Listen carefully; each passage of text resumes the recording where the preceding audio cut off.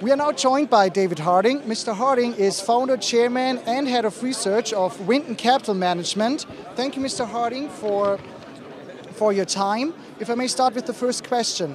As we know, you employ over 100 researchers with academic degrees in various disciplines, even extragalactic astrophysics. How do these people with this specific kind of skill set contribute to your business success?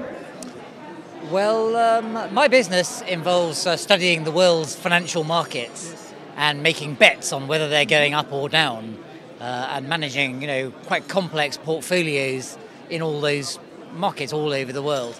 And it sounds funny having extragalactic astrophysicists working for me, but the way that physics is these days, or extragalactic astrophysics is, there is data streaming in from all over the universe into telescopes, and is kept in huge data banks, and then you analyse that data looking for patterns and regularities.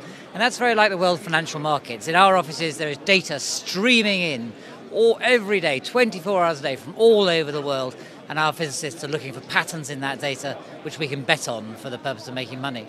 Okay. Mr. Harding, after working as a trader for several years, you first co-founded AHL and 10 years later founded Winton Capital Management. What motivated you to take these courageous steps? Well, I think you should never underestimate the power of desperation as a motivating force. So at a fairly young age, my career wasn't actually going that well when I founded my first company.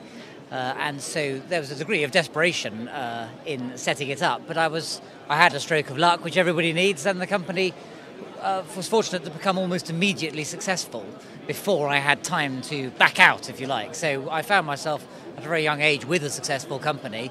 And ever since then, it's been a question of riding the tiger, trying to stay in the saddle of my business as the great forces that are changing the world have led to it growing and thriving.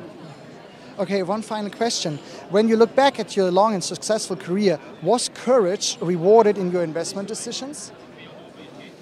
I think the main place that I would say that courage had entered into my career, and I'm not sure whether this is virtuous courage or not. Joe Ackham this morning differentiated between kind of good courage and bad courage, and I'm not sure whether mine is good courage or bad courage, but I can tell you that everybody, for most of my career, all of the intellectual orthodoxy and all the professors and the businessmen and all the forces of respectability said that what we did was impossible.